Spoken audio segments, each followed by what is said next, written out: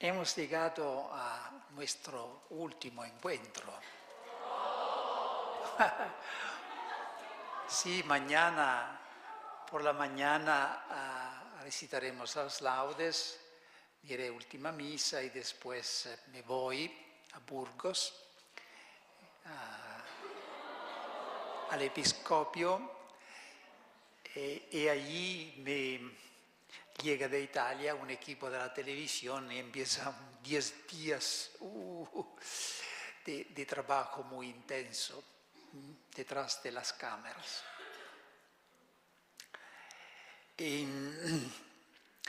¿De qué hablaremos en este último encuentro? De algo que pienso será útil.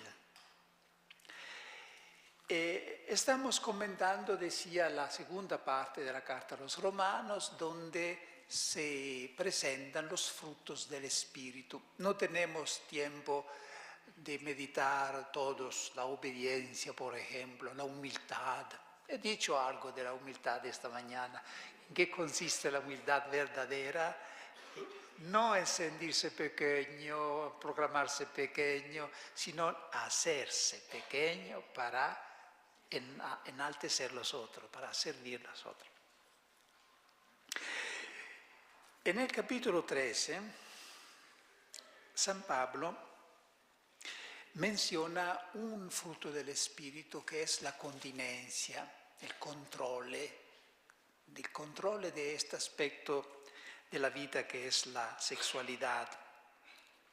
Y en la carta a los Gálatas, donde menciona los frutos del Espíritu, encontramos precisamente también este fruto, cuando se dice que el fruto del Espíritu, los frutos del Espíritu son caridad, gozo, paz, longanimidad, afabilidad, bondad, fe, mansedumbre, templanza y templanza. Templanza, aquí se refiere a una templanza precisamente en el ámbito de la sexualidad. Y el capítulo 13 de la Carta a los Romanos también San Pablo habla de esto, cuando dice negativamente, dice, no estáis, ya conocéis el tiempo y que ya es hora de levantaros del sueño, pues nuestra salud está ahora más cercana que cuando creímos. Andemos decentemente y cómodo día, no viviendo en comilonas, borracheras, no en amancebamiento y libertinaje, no en querellas y envidias, antes vestidos del Señor Jesucristo, y no os deis a la carne para satisfacer sus concupiscencias. No dice todo lo que se puede decir de este fruto del Espíritu que es la pureza, pero nos dice cuál sería el lugar donde se quiere colocar este fruto. Es decir, en la vida nueva que hemos recibido tiene que producir estos frutos del Espíritu. Y como estamos entre nosotros, almas consagradas o que están a la búsqueda de la consagración, para nosotros la pureza se presenta de una manera específica, porque la pureza tiene una gran cantidad de manifestaciones. Hay una pureza de los niños, de los jóvenes, de los ancianos, hay una pureza del corazón, de los labios, de los ojos. Y nosotros, por supuesto, nos ocupamos de esta forma de pureza que se llama la virginidad, la continencia perfecta, total, por el reino de Dios. Y empleo la palabra virgen, porque en el Nuevo Testamento, virgen no es simplemente la mujer, sino todos los que no se casan. En el Apocalipsis se habla de personas, hombres, que no se han unido a las mujeres y se llaman las vírgenes. Entonces, virgen es un título que se refiere a hombres y mujeres. Ahora se habla de celibato más para los hombres y virginidad para las mujeres. Y vamos pronto a descubrir los fundamentos bíblicos de esta forma de vida. Primero quiero leer, porque me utilizo, como podéis imaginar, este librito, La Virgindad, que he escrito. Voy a leer algunas partes de la introducción de este libro que nos da el sentido del estilo con que yo intento hablar de esta forma de vida. Actualmente asistimos a una verdadera agresión contra este valor de la virginidad por parte de la cultura dominante. El ambiente, con frecuencia el mismo ambiente estudiantil que debería ayudarles a madurar, empuja a los jóvenes a avergonzarse de su pureza, a poner todo su empeño en ocultarla y hasta inventar experiencias deshonestas que ni siquiera han tenido con tal de no parecer distintos de los otros. Alguien ha dicho que la hipocresía, que antes era el tributo que pagaba el vicio a la virtud, es hoy el tributo que la virtud paga al vicio. Como consecuencia, el efecto de este insensato ataque se ha dejado sentir también dentro de la Iglesia. Y no podía ser de forma distinta, dado que vivimos y respiramos el aire de este mundo, que nos asedia y nos desevangeliza, dentro y fuera de casa. El celibato y la virginidad, se oye decir a veces, no permiten un desarrollo sano y completo de la persona. No dejan al hombre ser plenamente hombre, ni a la mujer plenamente mujer. Adivino una consecuencia de esto en el modo en que se orienta la propaganda vocacional. Cuando he participado en encuentros vocacionales, a veces he tenido la impresión de que la invitación a seguir llamadas de especial consagración se hacía bajo esta implícita premisa. Abrazad nuestra vida, a pesar de que implique el celibato o la virginidad. Así podréis contribuir a la venida del reino, ayudar a los pobres, concienciar a las masas, vivir libres de la esclavitud de las cosas, promover la justicia social. Pienso simplemente que debemos arrepentirnos de nuestra poca fe y tener el coraje de invitar a los jóvenes a abrazar nuestra vida consagrada, no a pesar de la virginidad y del celibato que ella comporta, sino en razón de ellos mismos, o por lo menos también a causa de ellos, no a pesar de ellos. Tal vez sea este ideal como ocurrió en el pasado y en los orígenes de la Iglesia, el que consiga enamorar y atraer a los jóvenes a la vida religiosa y sacerdotal, antes que alejarlos de ella. En realidad, la virginidad por el reino es un valor espléndido, que las modas y el tiempo no pueden alterar. Pondrán unirse todas las fuerzas, la sabiduría de este mundo, las ciencias llamadas humanas, para protestar contra esta forma de vida, llegando a definirla como una infamia del pasado. He leído esto. Y lanzando contra ella todo género de sospechas. Se podrá añadir a esto todos los pecados e infidelidades de los mismos que han optado por abrazarla. Pero ella, sin embargo, seguirá estando presente porque ha sido instituida por Jesucristo. Nadie podrá arrancar de la tierra esta planta que plantó el Hijo de Dios con sus propias manos en su ministerio público. El mundo mismo, sin darse cuenta, rinde un tributo de honor a este valor cuando hace de la palabra virgen uno de los símbolos de mayor reclamo en su lenguaje publicitario. No sé en España, pero en Italia la lana mejor se llama lana virgen. El aceite más puro es el aceite extra virgen. Virgen significa todavía aquello de más bello e incontaminado que existe entre los productos del hombre y de la tierra. Debemos hacer nuestros de nuevo los símbolos que la cultura secularizada ha tomado prestados de la Biblia y de la tradición cristiana, vaciándolos completamente de su significado religioso.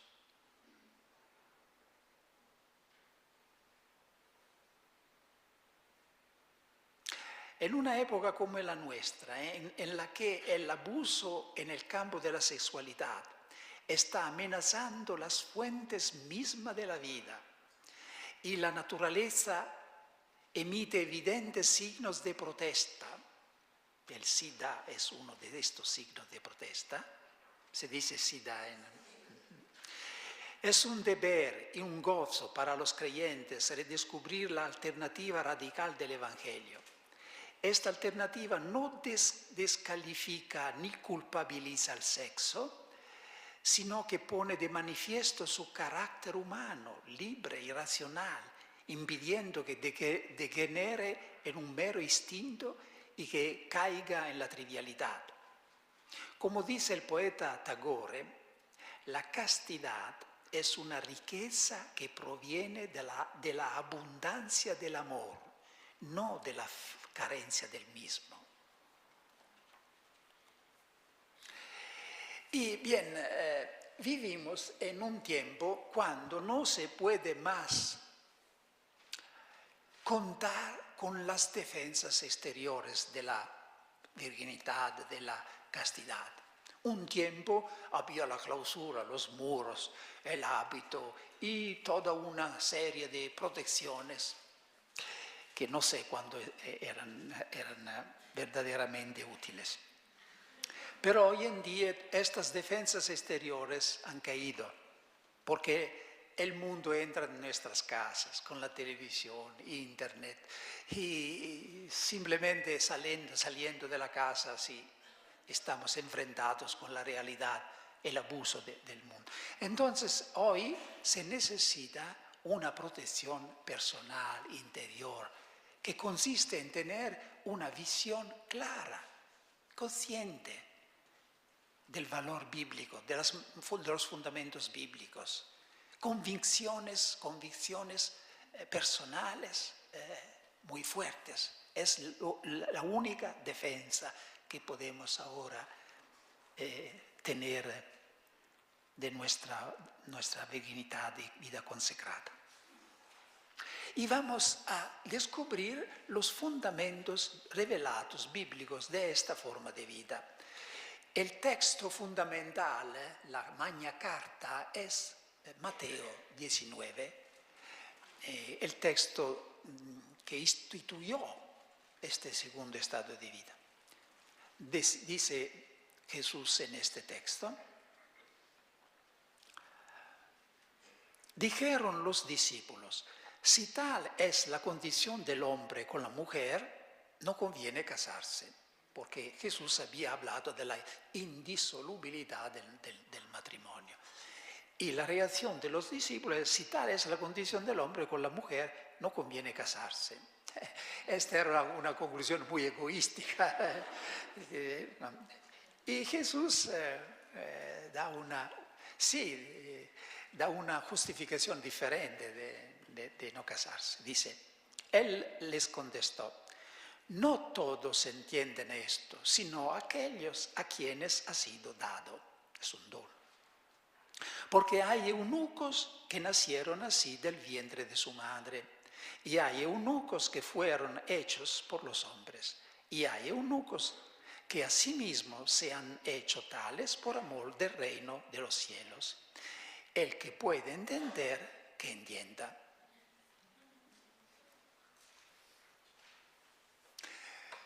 Sí, tal vez los adversarios de Jesús le acusaban de ser un eunuco, como lo acusaban de ser un comilón, un borracho, era una ofensa. Y Jesús toma en propio este término muy, muy ofensivo y le da un sentido nuevo. Dice, hay tres clases de eunucos, de gente que no se casa. hay eunucos que nacieron con un defecto que impide de casarse. Hay eunucos que son tales por las circunstancias de la vida, porque han sido impedidos por los hombres. Y hay eunucos que se hicieron tales por el reino de Dios. En este tercero caso, la palabra adquiere un sentido nuevo, no es un sentido físico, sino espiritual. Hay gente que no se casa por el reino de Dios. Entonces, la razón profunda de este estado de vida es el reino de Dios.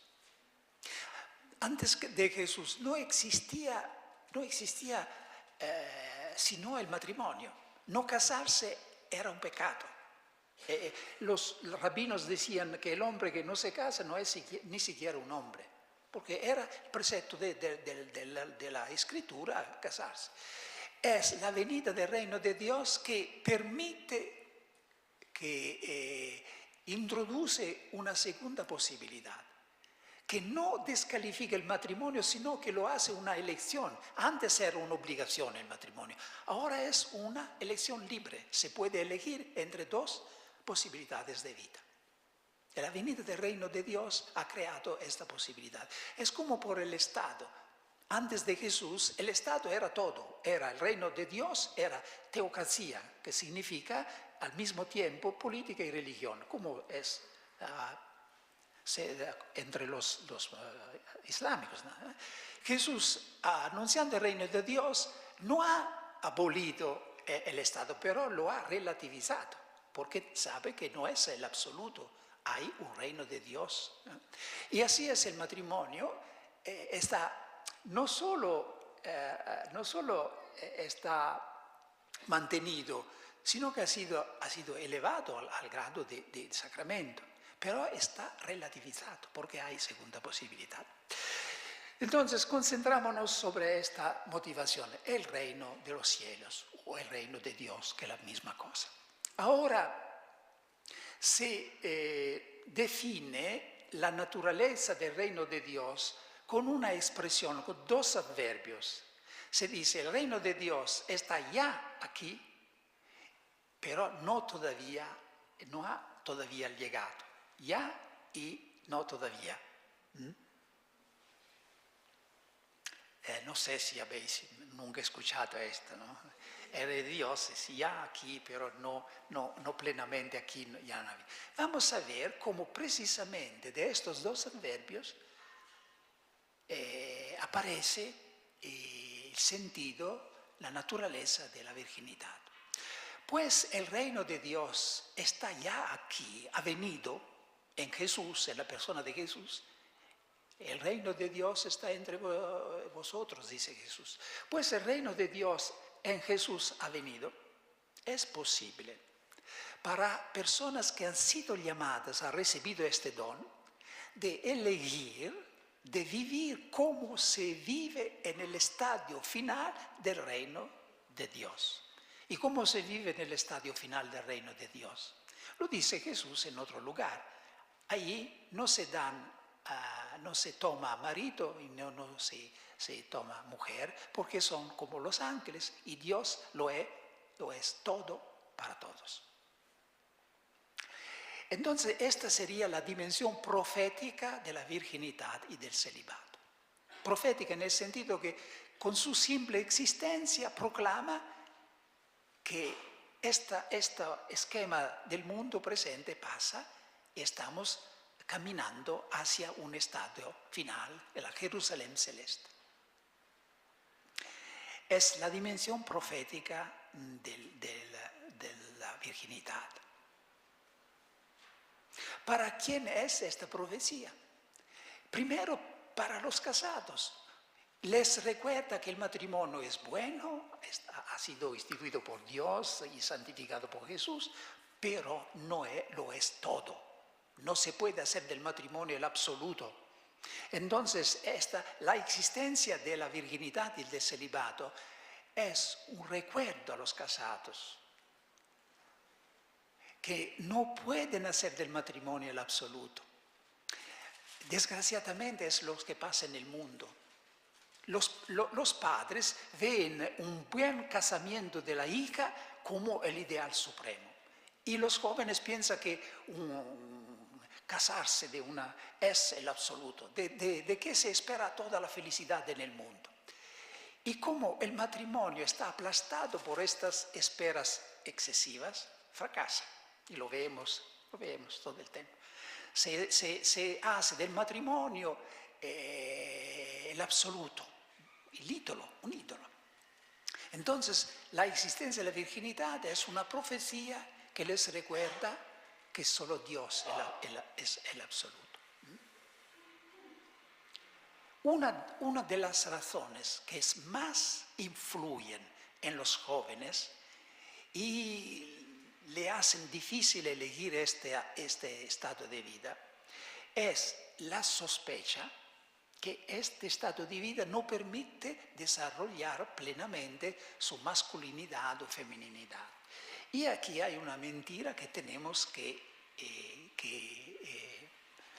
aclarar, contestar. En cierto sentido, la virginidad es el estado más natural. En la cultura humana, el hombre es naturaleza, es decir, el hombre es lo que está destinado a ser por su nacimiento. Entonces el hombre está definido un animal racional, ¿verdad? ¿Me seguís?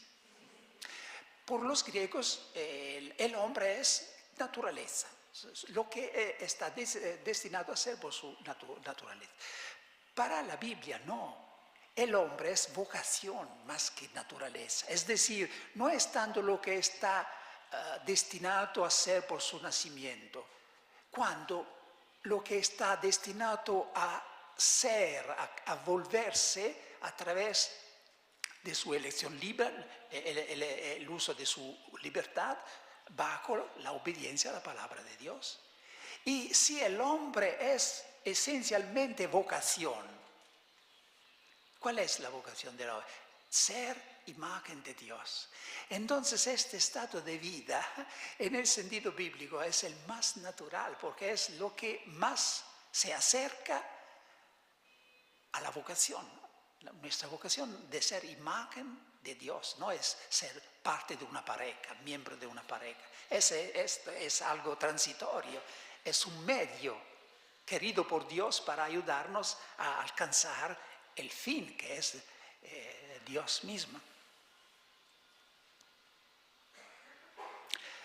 Segunda característica del reino de Dios, no ha todavía venido, está en camino.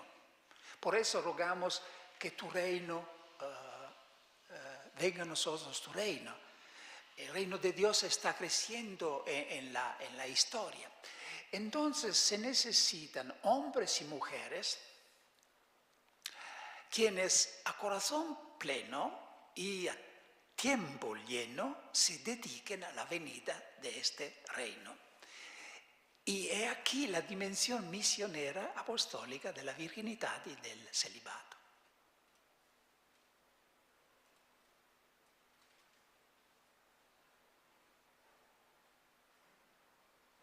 Y aquí se funda también la fecundidad de este estado de vida. No es un estado estéril la virginidad. Hoy se habla mucho de la calidad de la vida y se dice que es más importante acrecentar, se dice, o aumentar la calidad de la vida que la cantidad de la vida, ¿no? Bien, los vírgenes son precisamente los que trabajan para la calidad de la vida, la calidad espiritual, ¿no?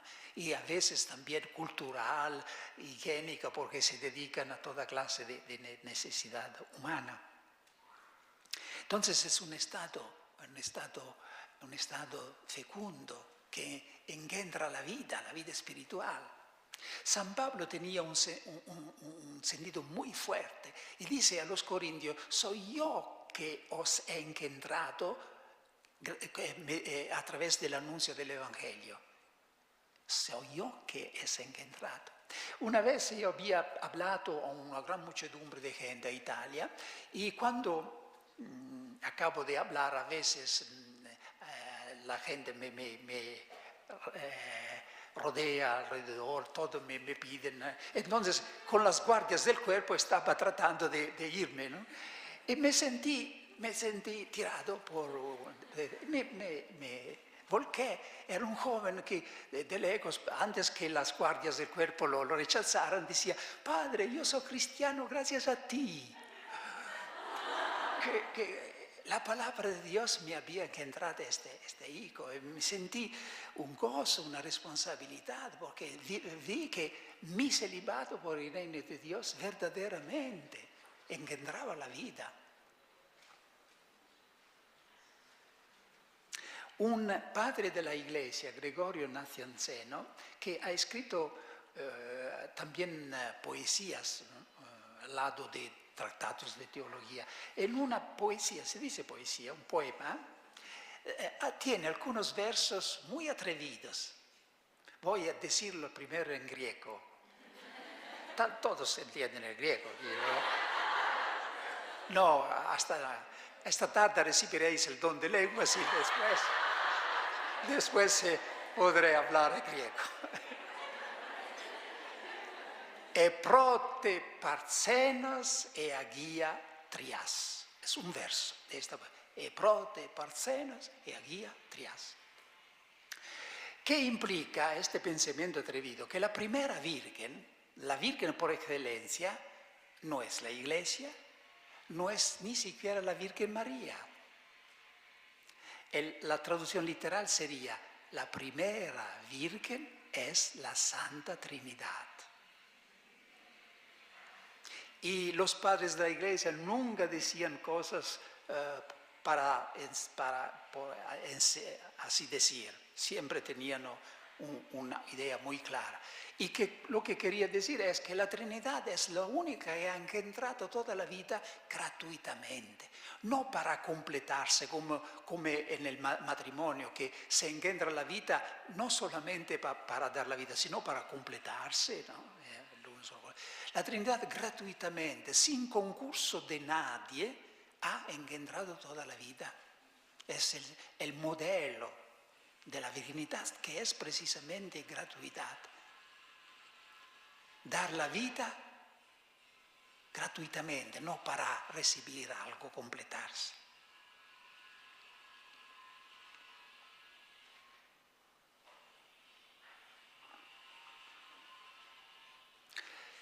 Claro, esto es el texto fundamental y donde se ve cuáles son los rasgos de la virginidad, ¿no? Es la dimensión profética, la dimensión apostólica misionera.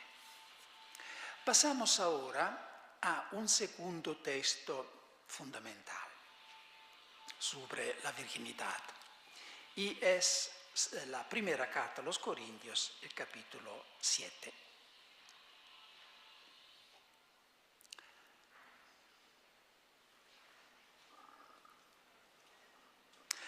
Dígoos pues, hermanos, que el tiempo es corto. Solo queda que los que tienen mujer vivan como si no la tuvieran, los que lloran como si no llorasen, los que se alegran como si no se alegrasen, los que compran como si no poseyesen y los que disfrutan del mundo como si no lo disfrutasen, porque pasa la apariencia de este mundo. Yo os querría libres de cuidados. El célibe se cuida de las cosas del Señor, de cómo agradar al Señor. El casado ha de cuidarse de las cosas del mundo, de cómo agradar a su mujer. Y así está dividido. La mujer no casada y la doncella solo tienen que preocuparse de las cosas del Señor, de ser santas en cuerpo y en espíritu. Pero la casada ha de preocuparse de las cosas del mundo, de agradar al marido. Esto os lo digo para vuestra conveniencia, no para tenderos un lazo, sino mirando a lo que es decoroso y fomenta el trato asiduo con el Señor, sin distracción. se ve que después de algunos años, después de la Pascua, ya esta forma de vida ha tomado raíces en la Iglesia. Sí, Pablo dice que uno puede casarse, pero puede también elegir de no casarse. No existían las órdenes religiosas como hoy, pero ya esta forma de vida se ve en los padres de la Iglesia, que ya existen las vírgenes. ¿Qué hay de nuevo en este texto de Pablo? Parece que el motivo de fondo ahora no es tan el reino de Dios. Aquí no se habla del reino de Dios. En lugar del concepto de reino de Dios, la palabra central es el Señor. Quien se casa en el Señor. Quien no se casa, va por el Señor. Porque elige al Señor. El Señor entonces es el centro. Pero esto corresponde a lo que pasa en todo ámbito.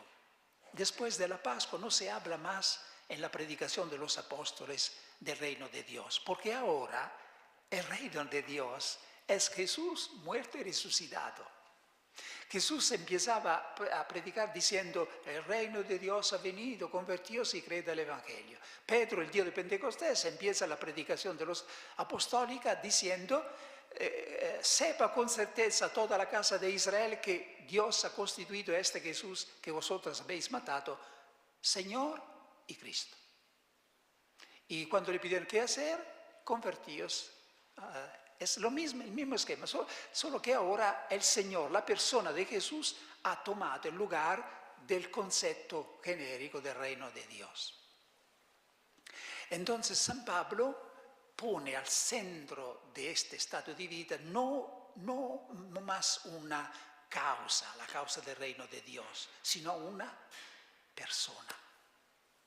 Ahora lo que decide es la motivación esencial de este estado de vida es la persona de Jesús.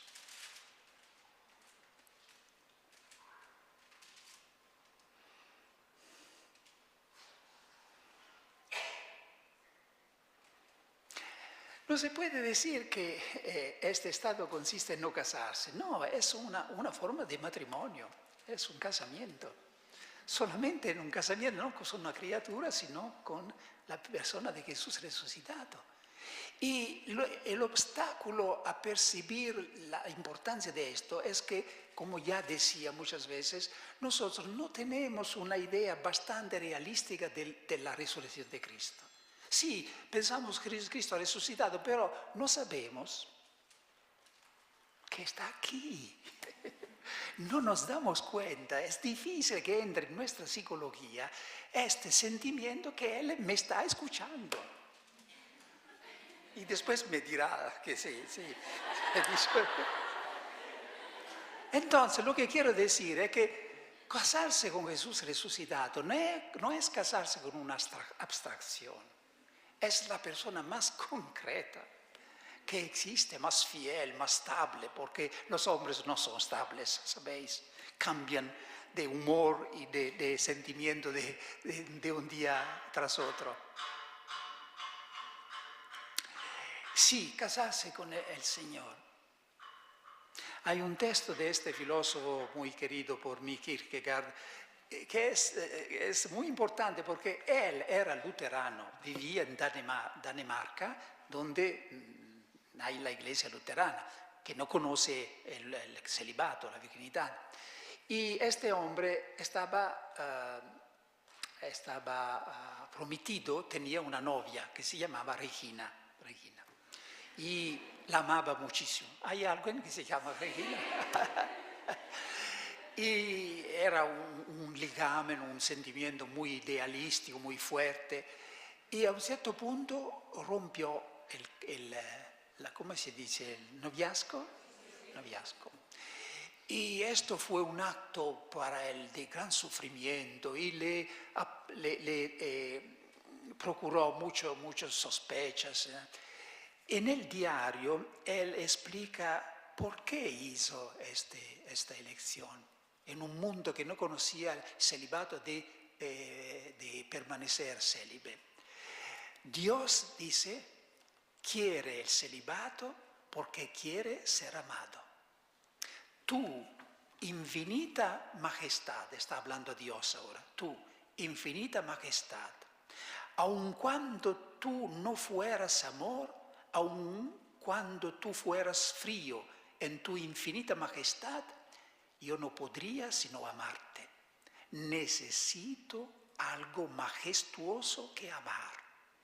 Aquello de los que otros se han lamentado a saber de no haber hallado el amor en este mundo y por ello de haber sentido la necesidad de amarte, porque tú eres el amor, lo que yo admito plenamente, yo quiero proclamarlo también respecto de lo majestuoso.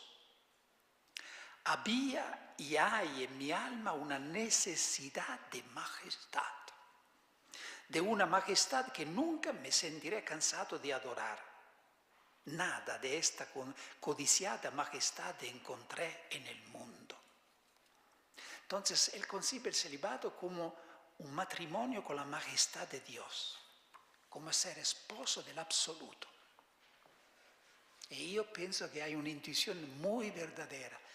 Al fondo de una vocación al celibato y la virginidad hay este implícito, a veces no tan claro, este deseo, esta necesidad de algo majestuoso, infinito, no limitado, de tener un horizonte no limitado, es decir, no coartado a una persona, una criatura tan frágil.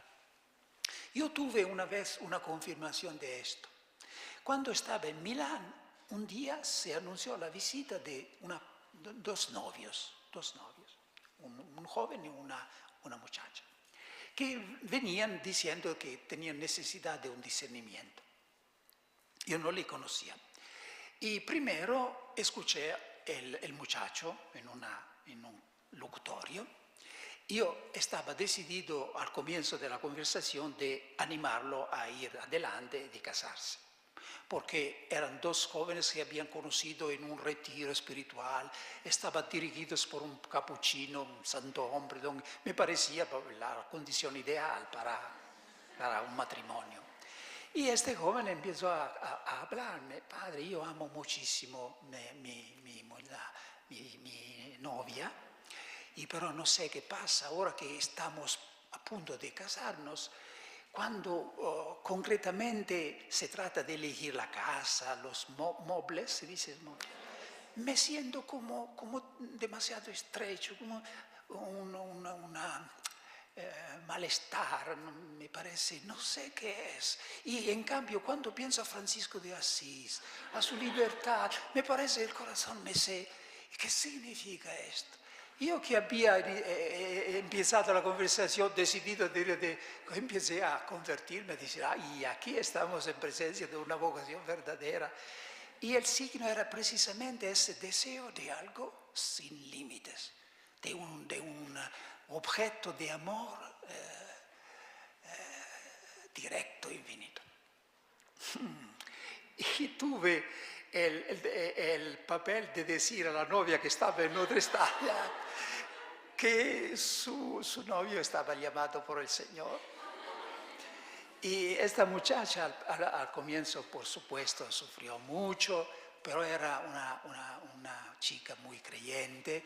Y no sé, lo dejó libre este muchacho, que ahora es un capuchino y muy comprometido, un joven verdaderamente válido.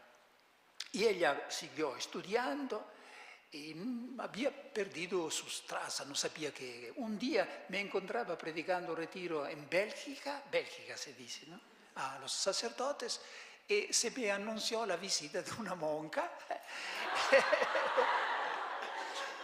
Y era esta muchacha que había elegido de entrar estaba haciendo el noviciato en la Bélgica. Y eso ha sido para mí una confirmación que al fondo de una vocación hay verdaderamente no es el desprecio del matrimonio, eso no es suficiente. En el pasado se veía la virginidad como un renunciar al matrimonio, como algo negativo. No es renunciar al matrimonio. No, no, significa casarsi, però di una maniera differente.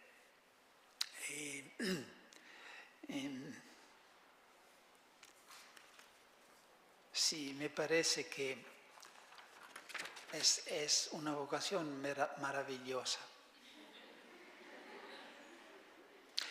San Pablo habla de una ventaja existencial que hay en la virginidad y es de tener el corazón indiviso, no dividido, indiviso. Es verdad, el celibato y la virginidad nos ayuda a alcanzar una unidad interior, porque la unidad interior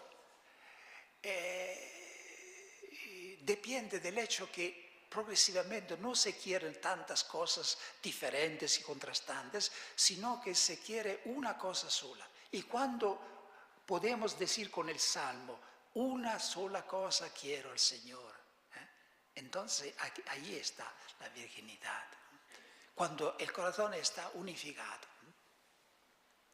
Y no es suficiente ser vírgenes y célibes para tener esta, pero ayuda, porque hay de nos, hermanas, puede ser que las vírgenes tienen el corazón indiviso porque no aman a nadie, y esto no es suficiente.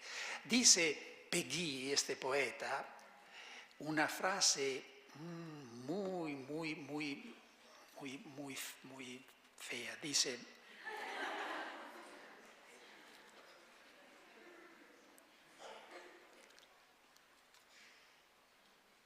sí,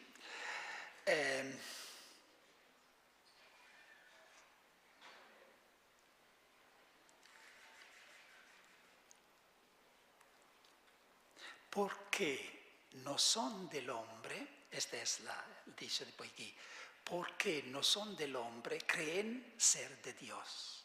Porque no aman a nadie, creen amar a Dios. Es una posibilidad.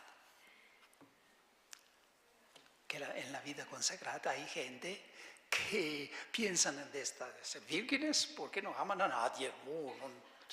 Pero no amar a nadie no significa que se ama a Dios. Porque quien no ama a nadie, en realidad está amando el objeto más peligroso del mundo, a sí mismo. Entonces, la virginidad no significa no amar a nadie, significa estar enamorado de ¿quién? Jesús. Como el matrimonio sin amor es una cáscara se dice, una cáscara dura. Puede ser válido el matrimonio, pero si no hay amor, es vacío. Así, un celibato, una virginidad, si no hay este amor por Jesús, es una estructura vacía. Tenemos que gritarlo, y lo he gritado incluso a la Casa Pontificia, porque mucha vida religiosa de hoy es una estructura vacía. Vosotros tenéis la dicha de no estar en una estructura vacía.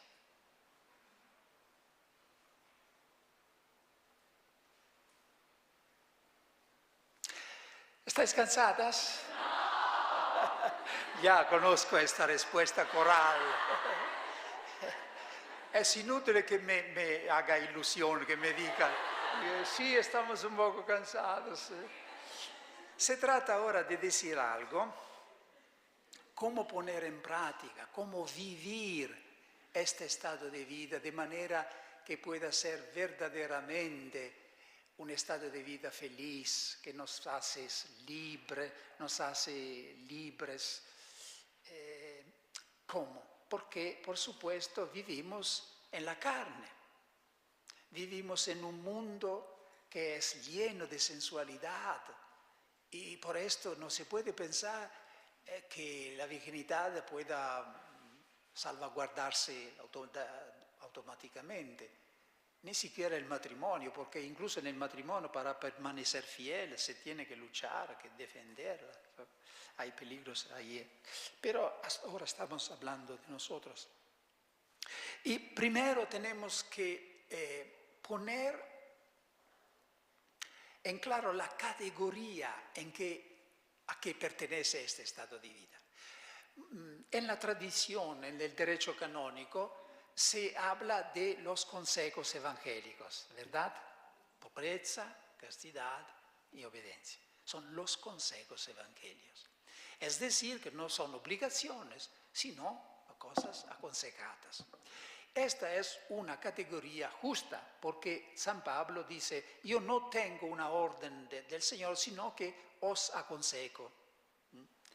Pero no es la categoría única y suficiente, porque en realidad se entiende mucho más de este estado de vida partiendo se dice, de la idea del carisma. Es un carisma, es un don. San Pablo dice que el matrimonio y la virginidad son dos carismas otorgados a diferentes. Uno tiene un carisma, uno tiene otro. Si partimos de esta categoría que la virginidad es un don, un carisma, un don del Espíritu Santo. Por primera cosa, tenemos que cambiar nuestra mentalidad, porque nosotros pensamos que la virginidad es un don que nosotros hemos hecho al Señor. Y la gente nos ayuda, nos profundiza en esta ilusión. Porque a veces la gente dice, qué listos, ¿no? Elegir este estado de vida, qué sacrificio, renunciar a una familia, a una carrera. Y nosotros acabamos para creerlos, qué listos que son. Todo equivocado, porque es el Señor que nos ha hecho un don. No vos me elegisteis, sino yo os he elegido. Entonces, si esto es un don recibido, sí, por supuesto que después se hace don ofrecido, pero primero recibido, un don se recibe con gozo. ¿Y qué diría una persona si a Navidad recibe un regalo y el donador te da el regalo y uno lo pide? Sí, no cuida, no sería muy bien. ¿No? Entonces, primero debes recibirlo con gozo. ¡Qué bello! Es precisamente lo que esperaba desde hace tiempo. Si es un carisma, se tiene que vivir carismáticamente, es decir, con libertad, con humildad y libertad. Humildad, porque si es un don recibido, ¿cómo puedes enorgullecerte? ¿Qué has que no has recibido? Si lo has recibido, ¿por qué te enorgulleces? O se dice alardea. ¿Por qué te alardeas?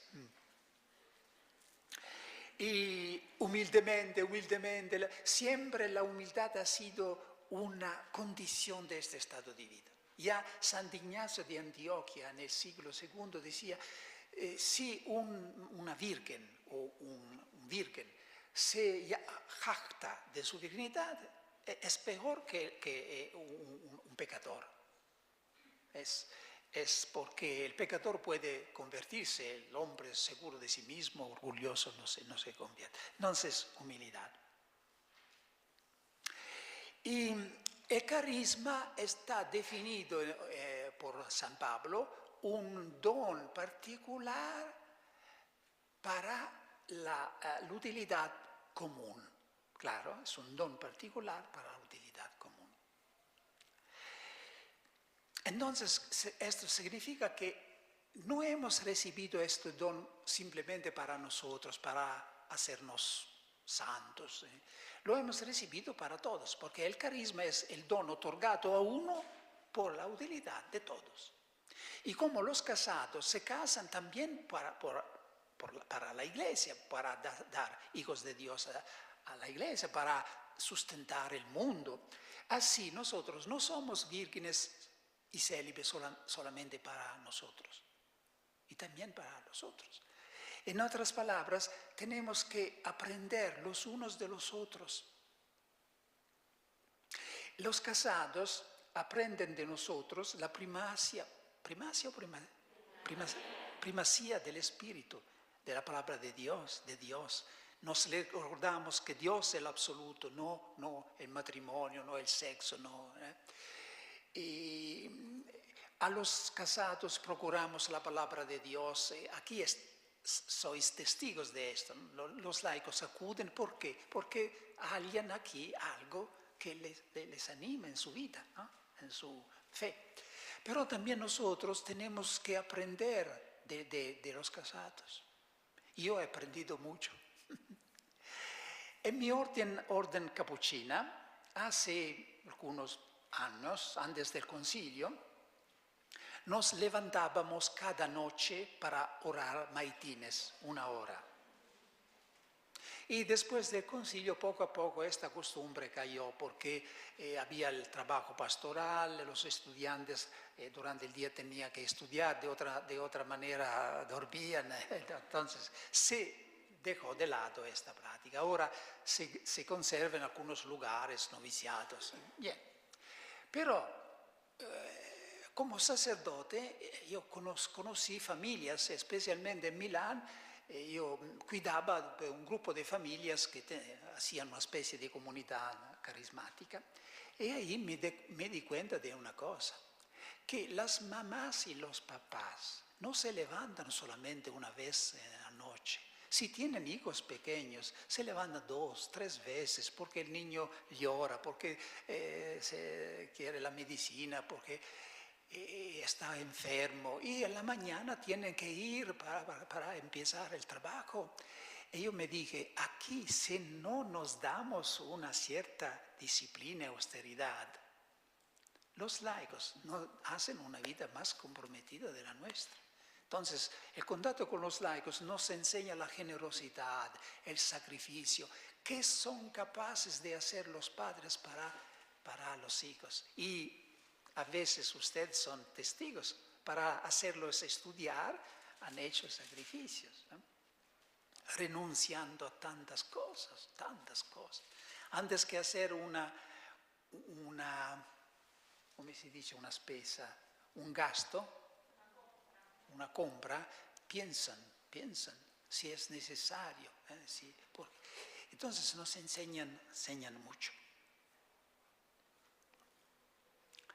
Y ahora en la Iglesia se está introduciendo esta novedad de los célibes y los vírgenes y los casados que trabajan juntos, cada uno con su estilo de vida, salvaguardando su independencia, incluso en la clausura, pero colaborando.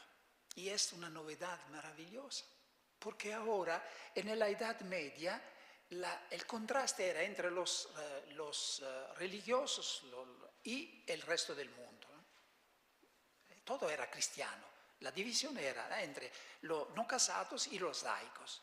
Ahora el contraste mayor no es entre los religiosos y los laicos, es entre los creyentes, que son una minoridad, y el resto del mundo secularizado, pagano. Entonces no tiene mucho sentido de estar muy separados entre nosotros. Se tiene que colaborar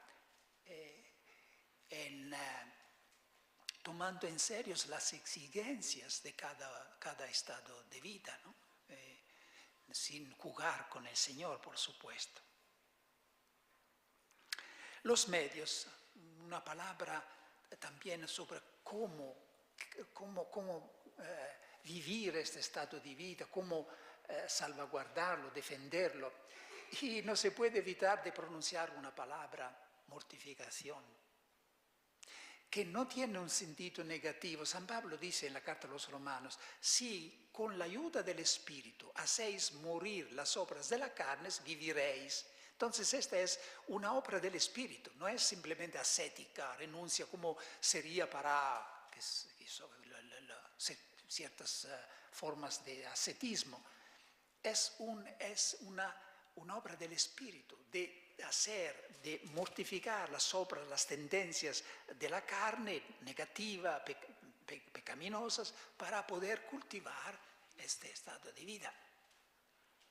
Y hablando de mortificación, hoy lo más importante no es como en el pasado la mortificación de la gula, ¿se dice la gula? El ayuno. Un tiempo se decía, la primera mortificación, ayunar, ¿no?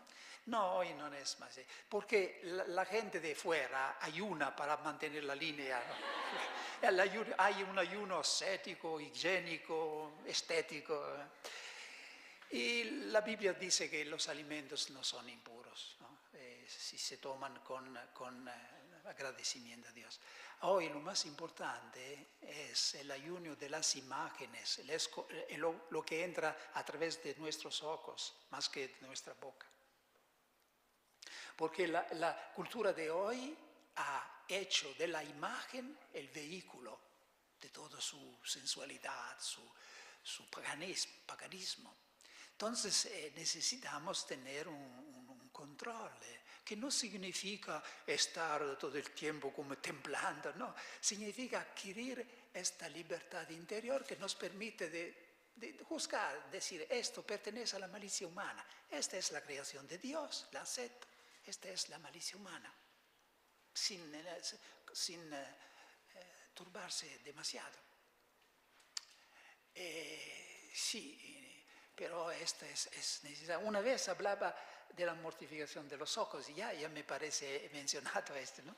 Y uno era un sacerdote, me decía, padre, pero no es Dios que ha creado el ojo para mirar todo lo que hay de bueno en el mundo. Y yo le contesté, sí, pero él que creó el ojo, creó también el párpado para cubrirlo. Una condición es también tener una idea de la sexualidad humana positiva.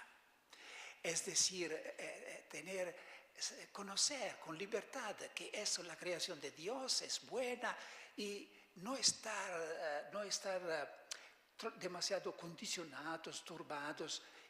Sería el mundo que tiene que avergonzarse, no los célibes, porque el mundo abusan de esto, hacen de la sexualidad el medio para reducir la gente a objeto, ¿no? Entonces una idea libre, porque Dios ha creado esto, ha creado el hombre y la mujer con un sentido, un fin maravilloso.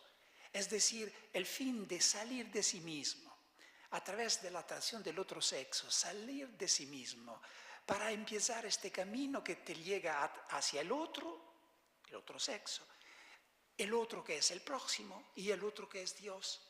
El hombre es por naturaleza muy orgulloso, muy orgulloso. Entonces el sexo es como una condición para ser humildes, para salir de sí mismo. Y verse con mucha libertad y ver cómo nosotros no hemos renunciado a nuestra sexualidad. Los vírgenes y los célebres tienen toda la riqueza de su sexualidad, que no se expresa simplemente en el matrimonio, en la dimensión, ¿cómo se podría decir en español? Generativa, en engendrar. Se expresa, todo lo que hacemos tiene un matiz particular, femenino o masculino, hay una sexualidad que empleamos por el reino de Dios. Y mencionamos también la devoción a la Virgen, ha sido siempre una ayuda muy grande para vivir la virginidad con libertad, con gratitud y con gozo. Amén. Amén.